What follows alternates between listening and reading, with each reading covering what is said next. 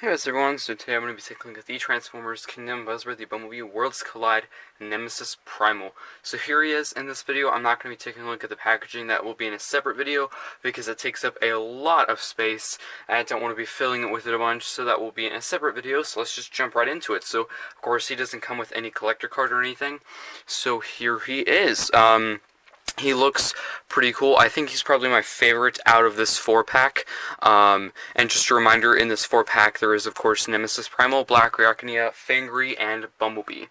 And here he is. He looks really cool. He has a repaint, of course, slash slight remold of Optimus Primal, which we will bring out in just a second. But let's look at the details. So I think they did pretty good with this figure, so let's start at the top. So we have some really nice green kind of turquoise for these cannons and these sections on the arms. We have some more on the chest there. Really nice red for the eyes, and a really cool silver for the mouth plate. Some more silver on the crest, some black really for the other part of the head, and these two move, of course, if you want to move those out of the way. On the back we have these swords, some gray and red, pretty much.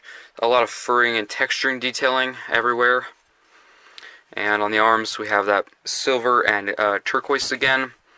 We have some more purple and black for the hands, which can open. And for the waist we really just have some silver, some more fur detailing on the legs, some more silver and turquoise for the knees, and some silver for the feet. And that's pretty much it for detail-wise. Let's take a look at all the features and accessories. So, accessory-wise, he comes with these two swords in the back, and they can, of course, store like that. And if you want to take them off, you can just take them off like that. There is a slot there, and a tab on the sword, and that's how they are stored. And you can just open his hand up, slide it in, close it up, and there you have him wielding his sword. Of course, he comes with two, so you can have him double wield the swords like that, which is pretty cool. There you go. And of course, Optimus Primal comes with those same accessories. Of course, they're just different colors. I'll bring out. There is his, and there's Nemesis Primal's. Silver and blue. His are red and gray. But pretty cool. And another feature, I guess if you want to say, there's these little guns here. You can store them back in here, but I typically like to keep them like that. But of course you can kind of move them back if you don't want them so far forward and stuff like that. But another feature, there is that little gap right there, and if you just get your finger and push it through all the way, like that, this will pop out, and it is a little turret, which is pretty cool, a little arm cannon, and we can do the same thing with the other arm. Just get your finger and just pop it through like that, and there you go. And that looks pretty cool. I do really like that that feature on there. That is a pretty cool, nice addition to it. So they do actually have a RED red figure of Optimus Primal coming out. I've seen several reviews for it. Doesn't seem very good. Seems like there's a lot of problems. So I would highly suggest to get the Kingdom Optimus Primal and this one, because these are pretty good figures. And the red one doesn't seem very good from the reviews I've seen. But here he is with, of course, his original mold mate. There is the Netflix one of these, of this character. Nothing really special, I would say. I would highly suggest to get these two and just skip the Netflix one, because the Netflix one is really just this, but a little bit darker tone of each of the colors on him. But the head sculpt's the same. Pretty much everything's the same. But yeah, and of course you can do the same feature with the Optimus Primal one. And I'm just going to poke it out for comparison. So, of course, they both have that fur texturing to cover it. But on the inside, his little barrel is a little bit darker of a blue. His is more of a turquoise greenish color. But there you go.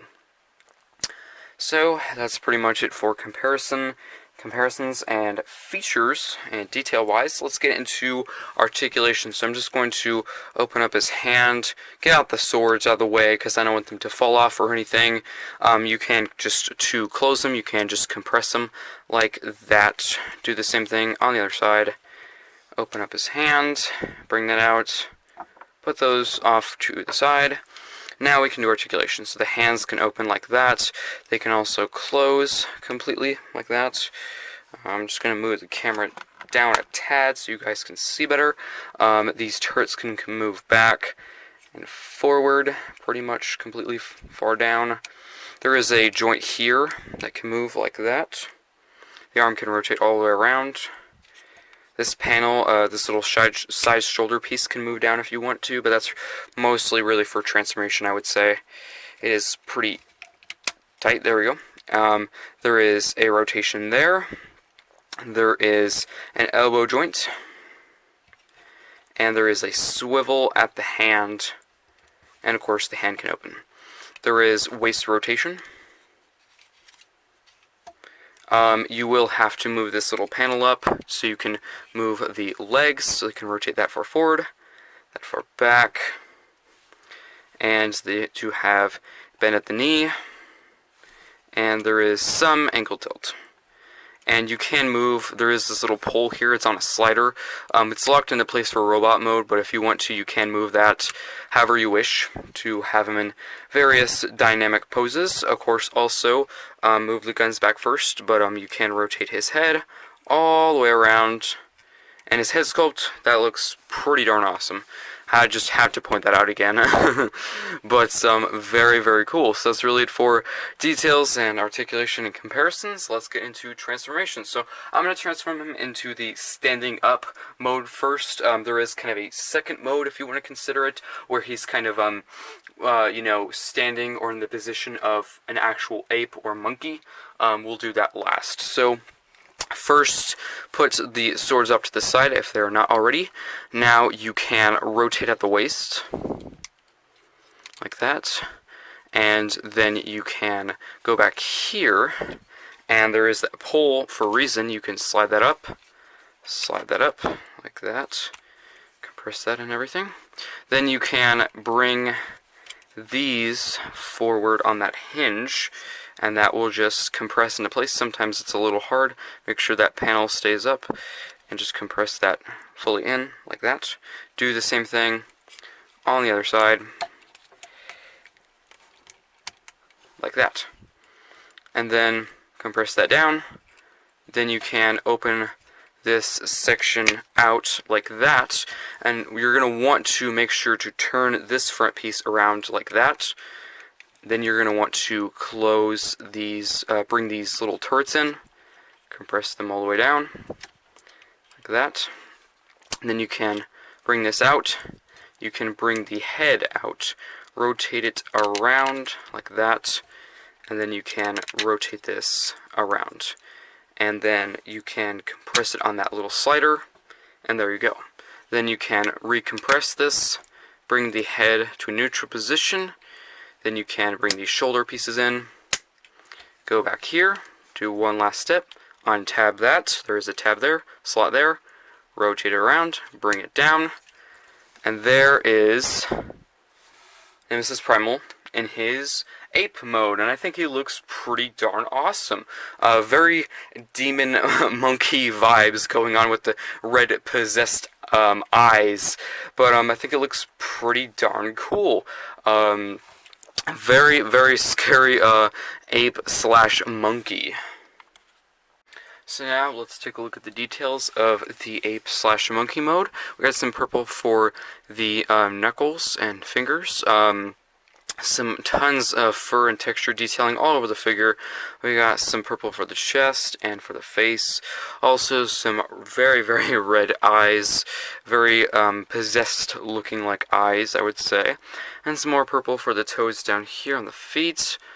We do have some silver kind of sticking out here and there, and some turquoise as well, but overall a pretty cool looking ape mode. So now let's go into some articulation. The head can kind of rotate that far and far the other way, and you can move it up that far, and it can move better that way, because when it's down it gets stuck on these bits there. But if you want to move it up, you can rotate it a pretty good degree. And with the arms, they can rotate all the way around. They can go out, they can go in. There is, if you want to move that section up, there is that swivel from earlier, and there is an elbow bend. And of course, the hand can open. And let's see, no waist rotation. I mean, kind of. You will have to kind of disconnect these panels there if you want any waist rotation. So if you do move those panels out of the way, you can rotate it all the way around. Move that section back down and stuff. There we go. And for the legs, you will have to move that panel up again. They can kick that far forward, really, and then if you move this panel, it can kick that far back.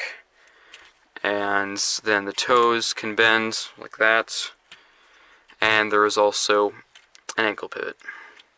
That's pretty much the articulation for this ape mode, but of course there is sort of a second ape mode. Let's get right into it. So what you're going to want to do is bring these panels up like that, out of the way.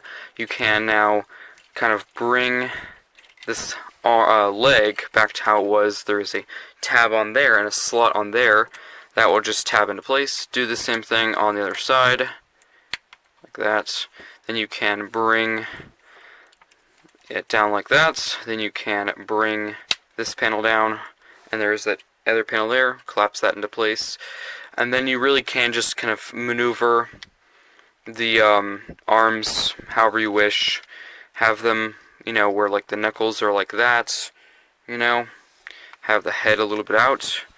But, yeah.